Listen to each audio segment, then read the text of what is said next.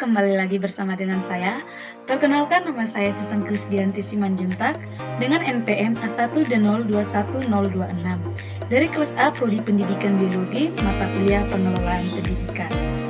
Dengan dosen pengampu yaitu Bapak Dr. Muhammad Kristiawan MPD. Kali ini saya akan membahas tugas pertemuan ke-6, yaitu dengan topik pembahasan kepemimpinan dalam manajemen, komunikasi dalam manajemen, tantangan manajemen pendidikan. Oke, kita bahas satu persatu ya. Yang pertama, kepemimpinan dalam manajemen. Menurut Fred E. Piatler, dalam buku M. Nalin Purwanto mengungkapkan bahwa pemimpin adalah individu dalam suatu kelompok yang memberikan tugas pengarahan dan pengordinasian yang relevan dengan kegiatan-kegiatan kelompok. Sementara itu, kepemimpinan ialah sekumpulan dari serangkaian kemampuan dan sifat-sifat kepribadian, termasuk di dalamnya kewibawaan untuk dijadikan saran dalam rangka meyakinkan yang diyakininya agar mereka mau dan dapat melaksanakan tugas yang diberikan dengan penuh semangat serta merasa tidak terpaksa. Sifat-sifat kepemimpinan. Menurut Abdul Rahman, ada 5 sifat pokok kepemimpinan secara umum, yaitu 1. Adil, 2. Penuh inisiatif, 3. Penuh daya tarik, 4. Suka melindungi, dan yang kelima penuh percaya diri. Di samping itu, ada beberapa sifat yang dibutuhkan dalam kepemimpinan dalam hal pendidikan. Di antaranya ialah A. Rendah hati dan sederhana.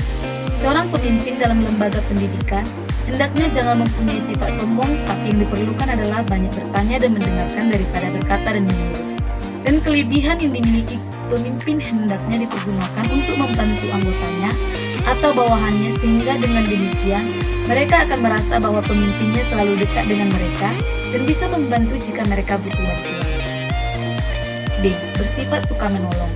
Seorang pemimpin hendaknya selalu bersedia atau menyediakan waktu untuk mendengarkan kesulitan-kesulitan yang disampaikan anggotanya.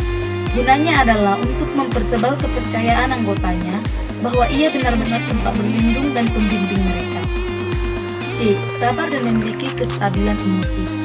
Seorang pemimpin harus memiliki sifat sabar, jangan lekas merasa kecewa dan memperlihatkan kekecewaannya di hadapan bawahannya, karena akan sangat mempengaruhi kinerja anggotanya tersebut. D. Percaya pada diri sendiri. Pemimpin yang percaya diri dan dapat mengaplikasikannya dalam sikap dan tingkah lakunya, maka akan timbul pula sifat percaya diri pada anggotanya. E. Jujur, adil, dan dapat dipercaya. F. Keahlian dalam jabatan. Keahlian dalam jabatan merupakan syarat utama dalam kepemimpinan. Tanpa keahlian, seseorang tidak bisa menjadi pemimpin. Selain keahlian dalam jabatan, pengalaman dan penguasaan semua macam pengetahuan yang diperlukan untuk memperoleh dan menambah kecakapan menjadi pemimpin. Tipe atau gaya kepemimpinan. A. Kepemimpinan yang otokratis. Dalam kepemimpinan yang otokratis, pemimpin bertindak sebagai diktator terhadap anggotanya. Baginya, memimpin adalah menggerakkan dan memaksa kelompok. Selain itu, dalam tindakan dan perbuatannya, ia tidak dapat diganggu-gugat. Kekuasaan yang berlebihan seperti ini dapat menimbulkan sikap menyerah tanpa kritik pada anggotanya, serta menimbulkan sikap asal bapak senang terhadap pemimpin dan kecenderungan untuk mengabaikan perintah dan tugas jika tidak ada pengawasan langsung.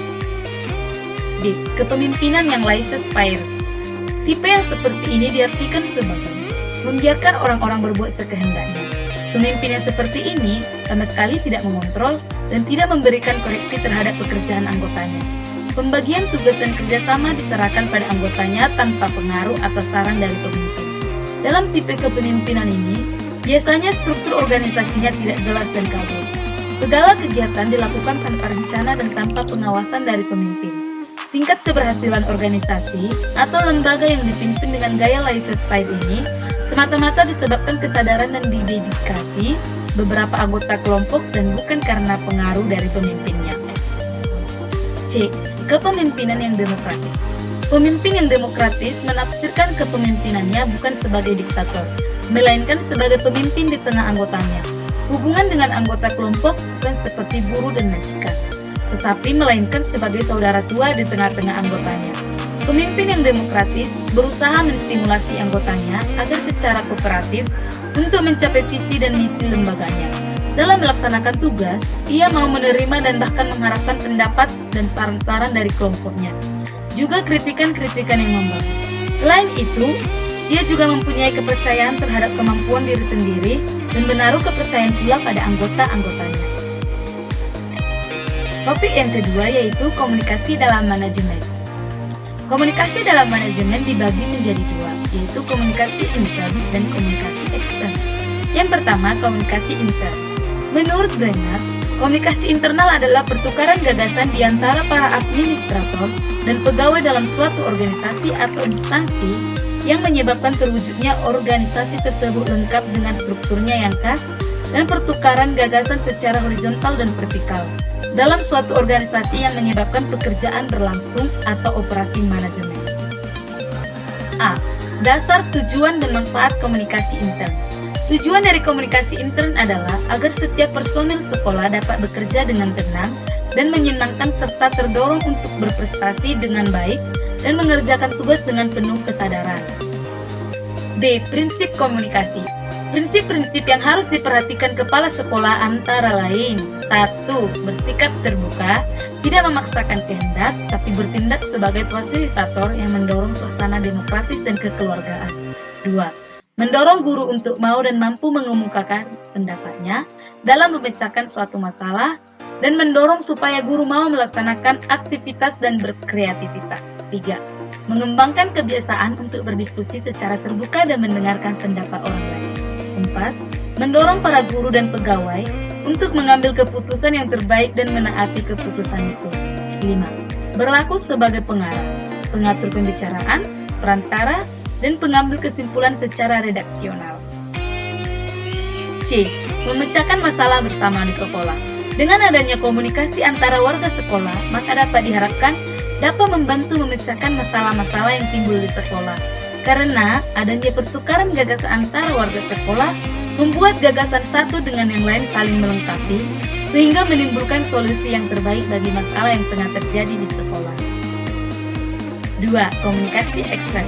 Menurut Effendi, komunikasi eksternal ialah komunikasi antara pimpinan organisasi atau instansi dengan halayak di luar organisasi. Sedangkan menurut Mulyasa, komunikasi ekstern merupakan bentuk hubungan sekolah dengan lingkungan eksternal di sekitarnya untuk mendapatkan masukan dari lingkungannya berkaitan dengan kegiatan-kegiatan yang dilakukan di sekolah. A. Hubungan sekolah dengan orang tua. Hubungan sekolah dengan orang tua siswa dapat dijalin melalui berbagai cara, yaitu adanya kesamaan tanggung jawab dan adanya kesamaan tujuan. Yang pertama, tujuan hubungan sekolah dengan orang tua siswa. A. Saling membantu dan saling isi-mengisi dengan memahami kekurangan dan kelemahan anak, guru, dan orang tua siswa dapat bersama-sama membinanya. B. Bantuan uang dan barang, baik secara perorangan maupun melalui lembaga yang disebut BP3. C. Untuk mencegah perbuatan yang kurang baik. D. Bersama-sama membuat rencana yang baik untuk sang anak, misalnya mengembangkan bakat olahraga, musik, seni tari, seni lukis, dan sebagainya. Yang kedua, cara menjalin hubungan sekolah dengan orang tua. A. Melalui dewan sekolah atau komite sekolah. B. Melalui BP3. BP3 adalah organisasi orang tua siswa yang bertugas dan berfungsi untuk memberikan bantuan penyelenggaraan pendidikan di sekolah. C. Melalui pertemuan penyerahan buku laporan pendidikan. D. Melalui ceramah ilmiah yang membahas masalah yang berkaitan dengan peningkatan prestasi siswa. D. Hubungan sekolah dengan masyarakat. Sekolah merupakan lembaga formal yang diserahi tugas untuk mendidik, melatih serta membimbing generasi muda bagi peranannya di masa depan. Sementara masyarakat merupakan pengguna jasa pendidikan. 1. Tujuan hubungan antara sekolah dengan masyarakat. A. Berdasarkan kepentingan sekolah, memelihara kelangsungan hidup sekolah, meningkatkan mutu pendidikan sekolah, memperlancar kegiatan belajar mengajar, memperoleh bantuan dan dukungan masyarakat. B. Berdasarkan kepentingan masyarakat, memajukan dan meningkatkan kesejahteraan masyarakat, memperoleh masukan dari sekolah dalam memecahkan masalah yang dihadapi masyarakat, menjamin relevansi program sekolah dengan kebutuhan dan perkembangan masyarakat, memperoleh kembali anggota masyarakat yang terampil dan makin meningkat kemampuannya. 2. Bidang kerjasama sekolah dengan masyarakat. Hubungan sekolah dengan masyarakat antara lain lewat bidang pendidikan, kesenian, olahraga, dan keterampilan serta pendidikan bagi anak berkelainan. yang ketiga yaitu tantangan manajemen pendidikan. Menurut ahli Idrus, dunia pendidikan Indonesia saat ini setidaknya menghadapi 4 tantangan besar yang kompleks, yaitu yang pertama, tantangan untuk meningkatkan nilai tambah, yaitu bagaimana meningkatkan nilai tambah dalam rangka meningkatkan produktivitas, pertumbuhan dan pemerataan ekonomi, sebagai upaya untuk memelihara dan meningkatkan pembangunan yang berkelanjutan. Yang kedua, tantangan untuk melakukan pengkajian secara komprehensif dan mendalam terhadap terjadinya transformasi atau perubahan struktur masyarakat, dari masyarakat yang agraris ke masyarakat industri yang menguasai teknologi dan informasi, yang implikasinya pada tuntutan dan pengembangan sumber daya manusia atau SDM. Yang ketiga, tantangan dalam persaingan global yang semakin ketat, yaitu bagaimana meningkatkan daya saing bangsa dalam meningkatkan karya-karya yang bermutu dan mampu bersaing sebagai hasil penguasaan ilmu pengetahuan teknologi dan seni atau iptek. 4. Munculnya kolonialisme politik.